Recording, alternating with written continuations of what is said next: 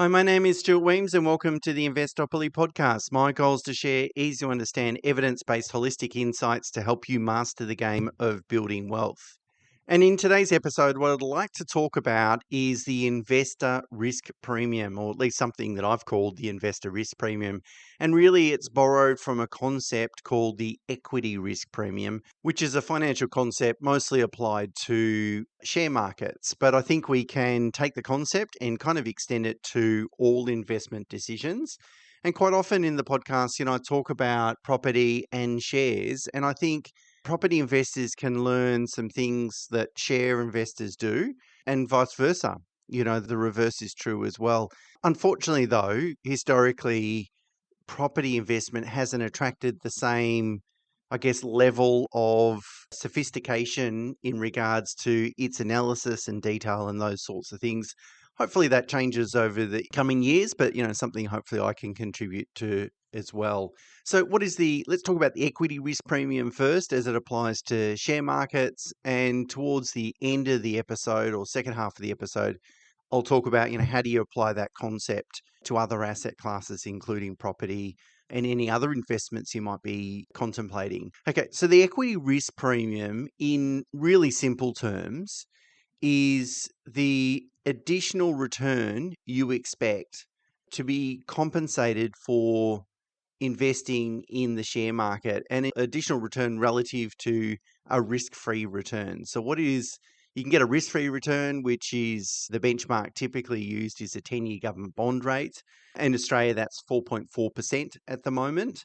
So I know I can achieve that return almost guaranteed, well, virtually guaranteed. So that's a risk-free return.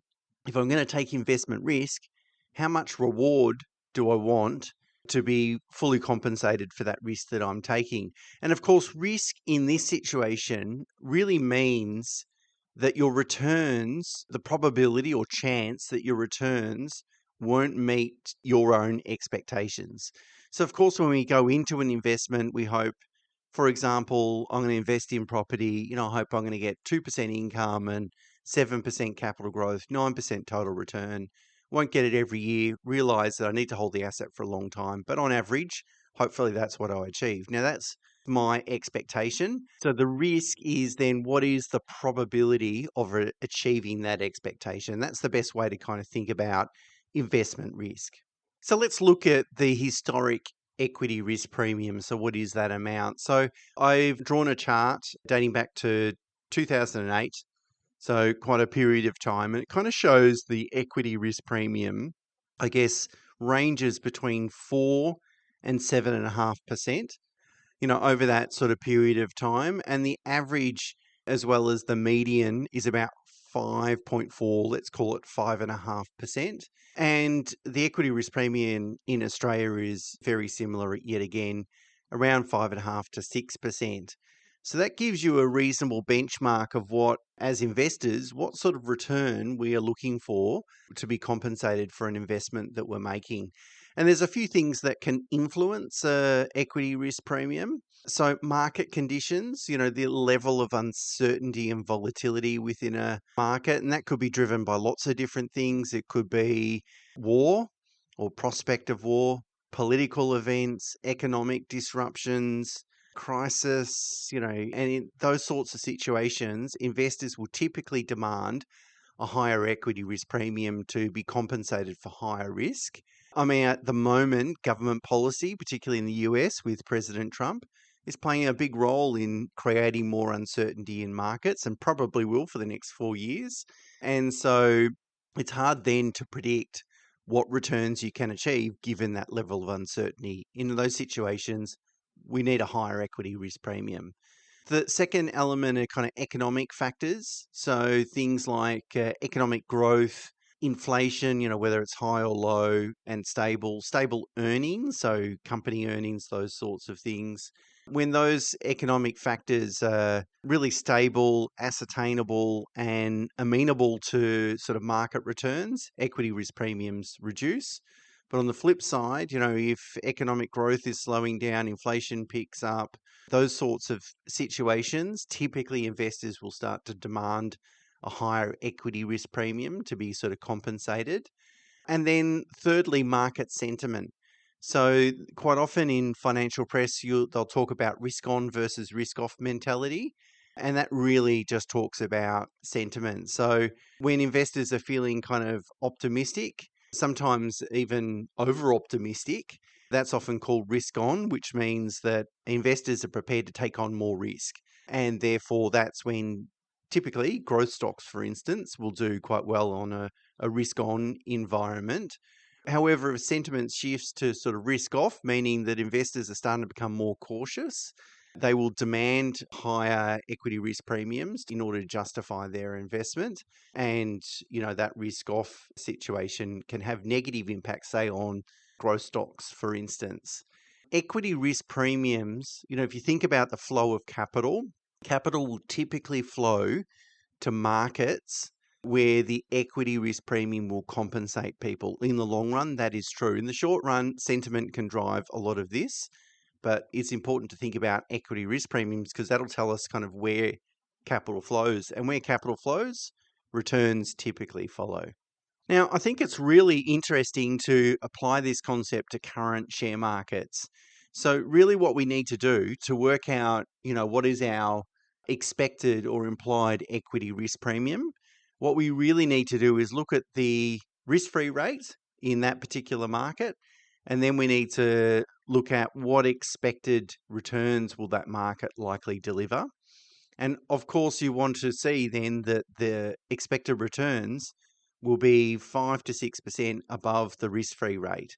And therefore, you're going to be compensated. If they're not, of course, then why would you make that investment? And so what I have done is I've pulled out the 10-year government bond rates in each geographical market and then compared them to the expected returns over the next 10 years as provided by a firm called Research Affiliates, which uses a bunch of different models, including the CAPE ratio, cyclically adjusted PE ratio. None of these things are perfect predictors of the future, but they tend to have a 70 to 80% correlation. That is, they're pretty good predictors of what the future will look like. Now, and we're talking about 10-year returns here. And this is kind of good because I talk about in this podcast quite often about playing the long game and taking a long-term approach. And that's all you can really do with investment decisions because in the short term, sentiment can drive most of the outcomes and sentiment is impossible to predict. So diverting then to these longer term indicators, I think helps us. The problem is that it won't predict necessarily which market is going to produce the best returns over the next 1 or 2 years, which could be completely different to what this model is telling us. But again, we've got to put that aside and forget about the next 1 or 2 years. Try and maximize returns over the next 5 to 10 years, I think is the best approach. And if you keep adopting that approach, you'll do much, much better than most investors. So I've got a table in the blog on the website that looks at equity risk premiums. And there's a couple of observations. The first one, equity risk premiums globally are below the long-term average. So what does that tell us? Well, it tells us that the stock market isn't likely to generate a return that's going to adequately compensate us for risk. So what can investors take away from that? Well, one of the answers could be go and find a different asset class to invest in other than shares. Or alternatively, maybe if we're going to invest in shares, why don't we take a different approach to try and accommodate some of those risks? And I'm going to come back to that in a second. The other observation is that the equity risk premium in the US, and when I say in the US, I'm talking about the S&P 500 index, it's negative. So the 10-year government bond rate in the US is 4.2%. The expected future returns from the S&P 500 is 3.6%. So you're going to earn, if you invest in the S&P 500, based on this data, less return than what you could get on a risk-free basis. So there's zero compensation. In fact, you're worse off for investing in the S&P 500. And the reason for that is that valuations are extremely stretched. And if you look at the US CAPE ratio, so the CAPE ratio really tries to smooth out earnings, the earnings impact, because obviously as these stocks earn more revenue, and particularly Apple and Microsoft and Amazon, they've all been reporting strong earnings growth. So that's fundamental. Their stock should be worth more if they're earning more. But it's the premium, it's the multiple that's applied to those earnings that has also risen. And that's where you're really concerned, because when those multiples kind of get a bit ahead of themselves, as an investor, the only way you can earn a return from those stocks is if the stocks actually beat the already very lofty expectations that are priced into current prices. So you're kind of paying for that growth today on the hope that the stock actually exceeds that growth. And so that's what the CAPE ratio seeks to do, is to try and filter out the earnings impact. Let's just look at the multiple impact. And the US CAPE ratio at the moment is about 36 times, more than double the long-term average and median, which is about 16.5. So it's pretty crazy. In contrast, though, in Australia, the CAPE ratio is only slightly above the long-term median. So 17.8 versus 16.7. So it's not as stretched as it is in the US. And that's why you can see kind of negative equity risk premiums in the US. And it's a bit of a red flag on a 10-year basis. The US could continue to run for another couple of years, but on a 10-year basis, it's a bit of a red flag. So look, some might argue, Stuart, the equity risk premiums have changed. And, they might put forward some thoughts like, AI or technology, or, just greater sort of monetary policy support from central banks. There's been a lot of quantitative easing. Central banks have sort of parachuted in and saved the economy with zero interest rates, all those sorts of things. And as a result of these things, equity risk premiums have permanently changed forever.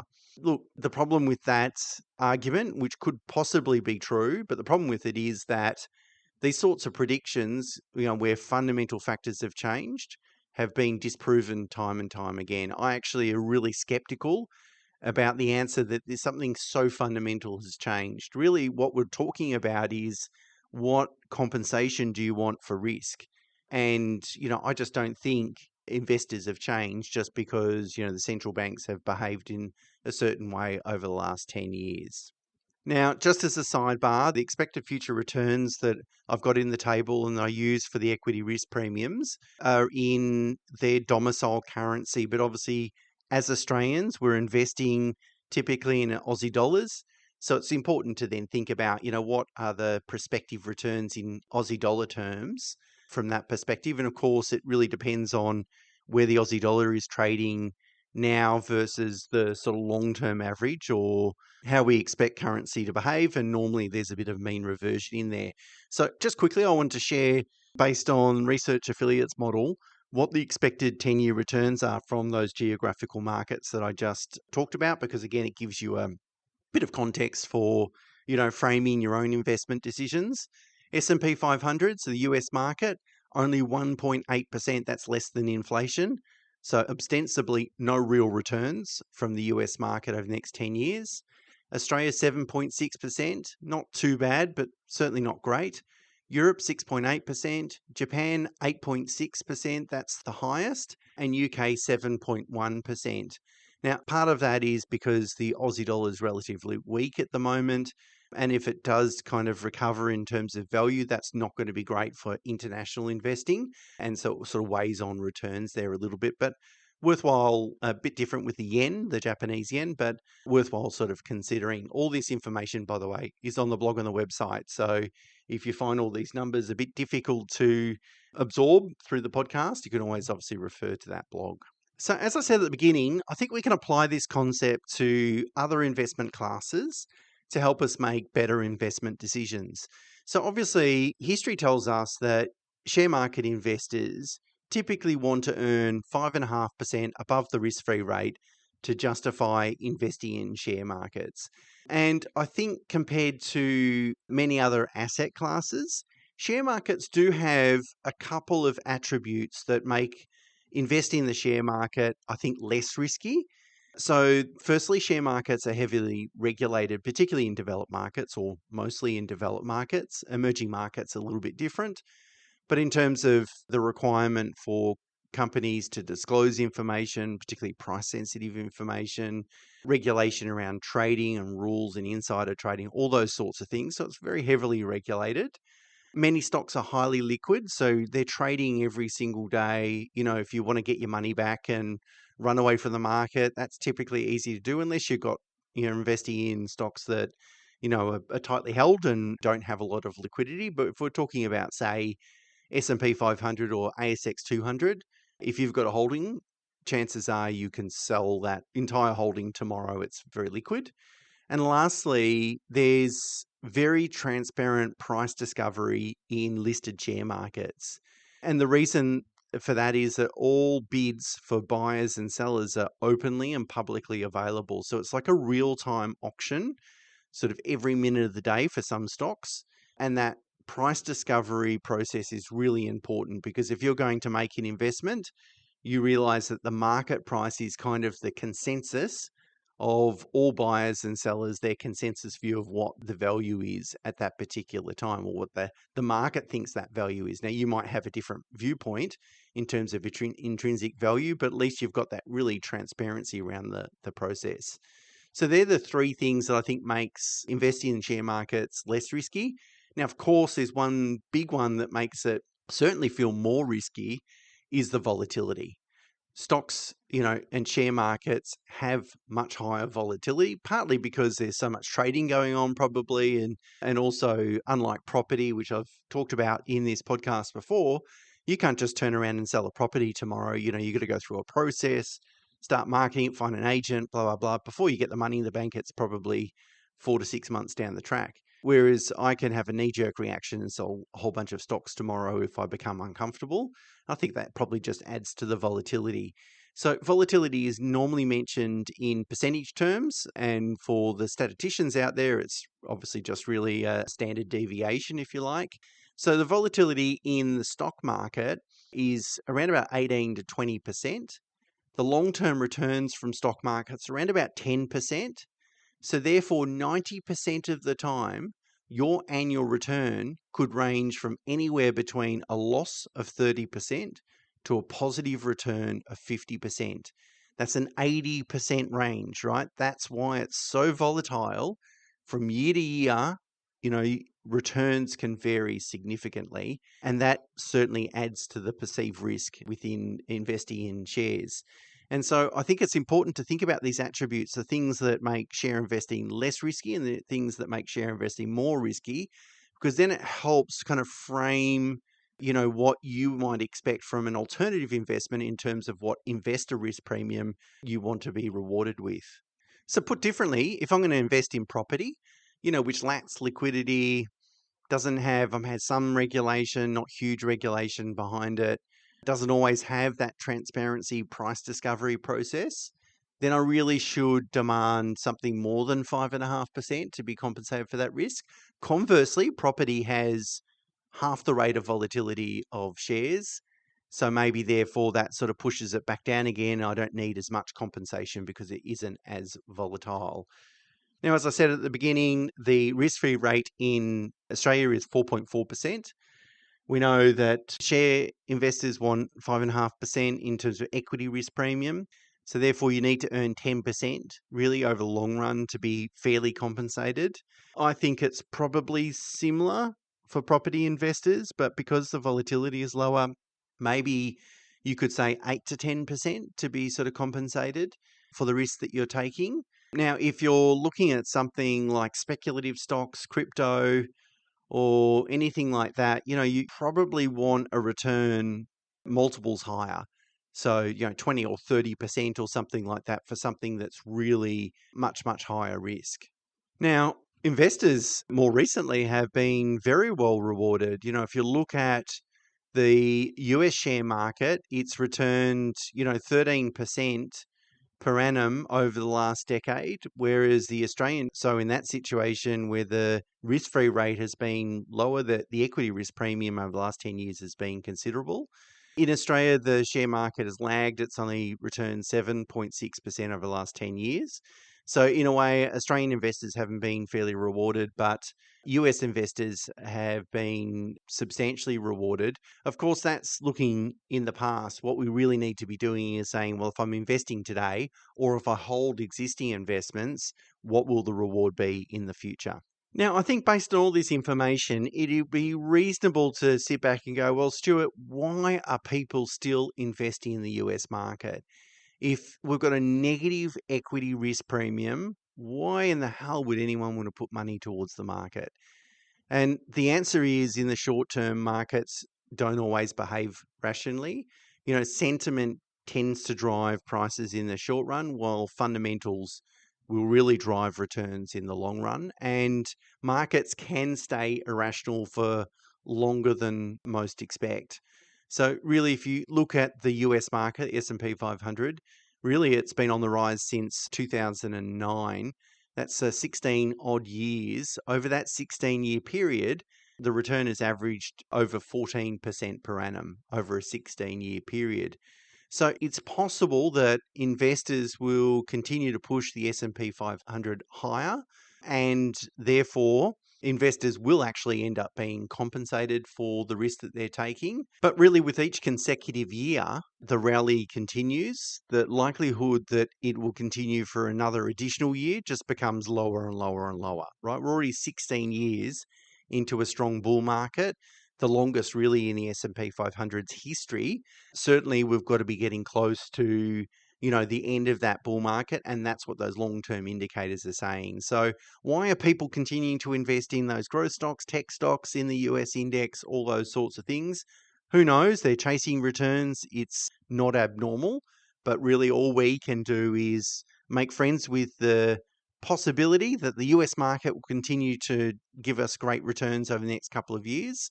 But if we're long-term investors, we need to then think about what is the best long-term approach. Whereas in last April, I published episode 299, where I talked about property markets and I compared the last 20 years to the previous 20 years, and the return has been half the rate, particularly in Melbourne or Sydney. So in Melbourne and Sydney, in the last 20 years, underperformance, which is a stark contrast really to, say, the S&P 500. And these things are kind of important because they will frame, what future returns might look like. So I think the key takeaway I want you to think about when making an investment decision is think about risk and return. But hopefully think about risk before you think about return. And you want to really understand, okay, where else can I invest my money that is much, much lower risk? How much can I earn as a result of that? And will this investment, because it is higher risk than risk-free, will I get enough compensation for it? It's something that hasn't been happening, say, in the commercial property market very much. For instance, I think they're selling on really relatively low income yields. And so therefore, to justify the investment, you need a lot of capital growth. But the capital value of that asset is already pretty high. And so I don't see a lot of value in sectors of commercial property market. Office, a higher level in terms of value level is completely different, but from that perspective. And if you're looking at the share market, yeah, okay, S&P 500 market cap index isn't positioned to generate great returns.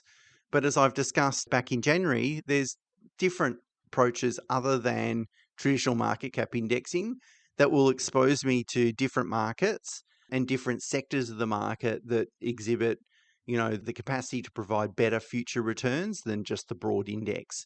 So it's not about just sort of saying, forget about it, I'm all out of the US. You certainly might be underweight US, but it's really about using a combination of different rules-based low-cost indexing strategies to expose the portfolio to better future returns. And if you're investing in property, for instance, residential property, then what I'm thinking is I want to be compensated for risk. But if I can reduce my risk as much as possible, then the level of compensation I need to justify that investment is obviously lower. And by that, what I mean is saying if I invest in a great blue chip asset, something that is really, really strong in terms of its attributes, then it reduces my risk because, I'm probably almost guaranteed to get at least 5% in terms of capital growth. But the probability of getting 7% is very high, and the probability of earning more than 7% over the long run is also pretty reasonable as well. And so from a risk perspective, that asset or that investment is relatively low risk because I know it's going to work. And when I say it's going to work, it's going to behave in the way that I need it to behave in order that I can achieve my long-term financial and lifestyle goals. I guess it's just another way of saying the best way to manage risk that I know of is really adopting evidence-based approach, using a methodology or approach that has been proven in the market time, over multiple decades to generate adequate returns that are enough to help you achieve your own goals. Okay, let's get into the listener questions. First one is from Samuel. Samuel writes, since listening to several of your previous podcasts on investment grade property and Campbell Wallace's episode on how much properties need to grow to outperform shares, I've been pondering a question for some time. If looking to purchase an investment grade property, but I'm not quite there in terms of borrowing capacity, I'm interested in your thoughts or analysis if one would be better off banking the surplus cash flow in a high interest saving account and building a larger deposit for an investment grade property, say in a 5-year time frame, or investing in a secondary grade property, repaying principal and interest to build up more equity, and then selling and upgrading in 5 years' time. All the while, but depending on the market cycle, of course, the investment grade property purchase price will be increasing. Given the short time frame, say 5 years, I don't think investing in shares to build up a larger deposit would be overly prudent, as the timing might not work out. Yeah, you're right with the shares, Samuel. Probably not prudent, although it really depends on what you're investing in, and depends on market cycles as well. But it has high volatility, so it can be a bit problematic. A 5-year time frame is relatively short as well. If I'm going to buy a property and sell it 5 years, I've got to cover a lot of costs, entry costs, stamp duty, selling fees, agent fees, transactional costs. It does sort of add up, if you like. What you could really contemplate, though, is instead of just buying a secondary location and being relatively passive about it, that is just paying down the loan to try and accumulate some equity in that property, what you could do is have a manufacturing some equity angles, so that is go and buy in an area that you think is going to enjoy some strong growth over the next 5 years, trying to buy really well in terms of quality asset for a fair price, or even if you get it for an unfair price, that'd be great, but that's more random luck than anything else. And then manufacturing some equity in it. So making cosmetic improvements, kitchen, bathroom, flooring, painting, window furnishings, those sorts of things really tend to add a lot of value and hopefully then, supercharge some equity growth.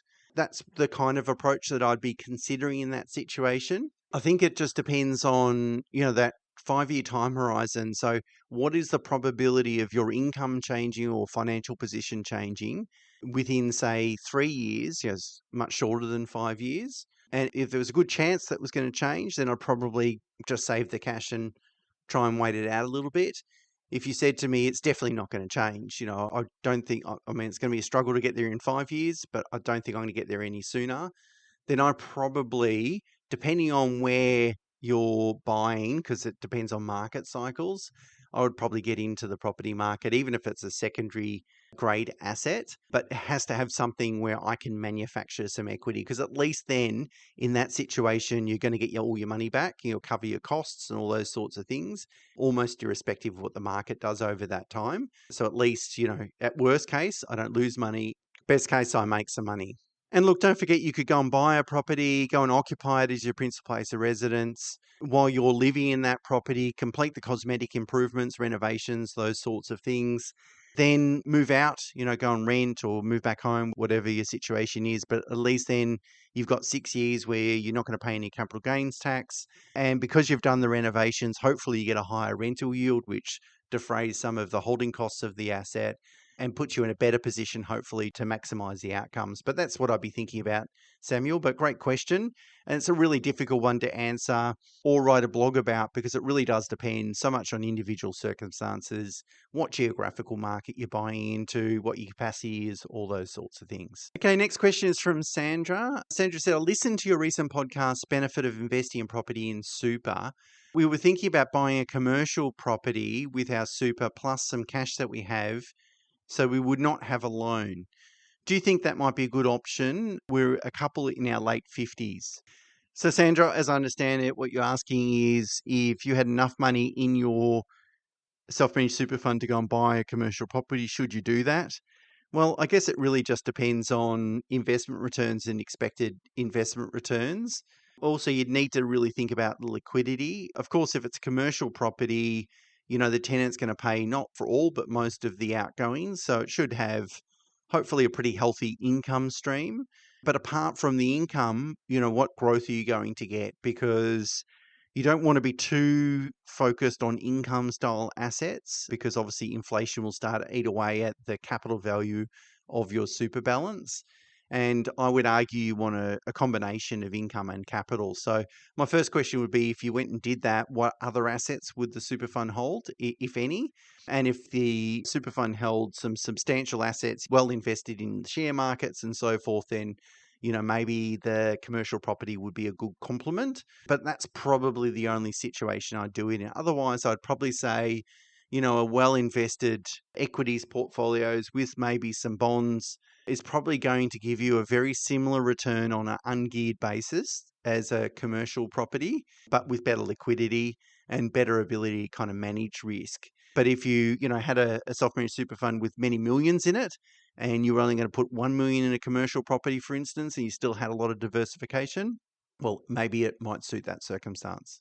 I think we can fit one more question in from Tony. Tony writes, I like the idea of using ETFs that are based on methodologies other than market cap. One methodology I've recently come across is GARP, Growth at Reasonable Price, GARP. Sounds very reasonable, but do you have an opinion on the methodology? The portfolio seems tech heavy based on the Morningstar data, which suggests that reasonable, in inverted commas, may be in the eye of the beholder. The Aussie ETF choice seems better than this one, and he's given me a link to a ETF. So GARP, growth at reasonable price, it sort of combines a bit of growth investing, a bit of value investing. So can I find growth stocks that are undervalued? Is another way of sort of explaining GARP. And it was popularized by Peter Lynch, which is the kind of legendary fund manager that was with Fidelity for many decades and produced some extreme performance. Although studies from that fund show that most investors kind of were a bit late to the party because a lot of great returns came in the 70s, as I understand it. By the 80s, he'd built up this massive reputation and so forth. So it garnishes a bit of attention, mostly because of the Peter Lynch story, I think. And we've actually spoken about it. I remember having a conversation about it with Campbell probably 12 months ago or whenever it was. Look, we don't use it. We don't include it in our portfolios. It's funny, everyone has different methodologies. If we want to break the link with price in terms of indexing, so that is not avoiding market cap indexing, there's lots of different sort of strategies. The fund manager's job is to kind of sell those strategies to you. I've never seen a bad back test. So when people say, oh, look, this is how it would have performed over the last 30 years, I've never seen a bad story. Of course, that's the job of the marketing teams in these ETF providers, but you've got to have a healthy level of skepticism. Can you buy growth stocks at an attractive price? By definition, growth stocks are ones where the growth forecasts are already kind of factored into the price. So they don't tend to be cheap per se. It's a difficult strategy to implement. I think it's just not one we're including in portfolios at the moment, Tony, for a whole host of reasons, some of which I've just touched on. We want to see a strong track record of performance of index methodologies. We want them to make sense and we want them to be implementable. So we can come up with, or anyone can come up with a theoretical index, but you've got to be able to trade it and implement it in a way that doesn't give rise to a lot of cost or a lot of leakage, and that's sometimes difficult to do as well. I mean, that can be challenging to do just in traditional market cap indexing, let alone other strategies. So great question, Tony, and thanks for everyone that submits these sorts of questions because they are very interesting and happy to kind of always share our view. Look, I might leave it there today and look forward to chatting again next week. Just a few things before we wrap up, if I may. Of course, you can send me questions at questions@investopoly.com.au. But for a quicker response, feel free to add a comment on the episode's video over on YouTube. We have an Investopoly YouTube channel and the link is in the show notes. I'm incredibly grateful for the 4.9 star rating on Apple with over 400 reviews. Thank you so much. If you can leave a review or rating, I'd love it because I'd love to get over 1,000 reviews. That's kind of my target. Keep checking the show notes for free downloads, and I include book discounts there as well. And of course, if you're interested in working with my team and I've included a web link where you can find out a little bit more about what we do and get in touch with us. And of course, until next time, bye for now.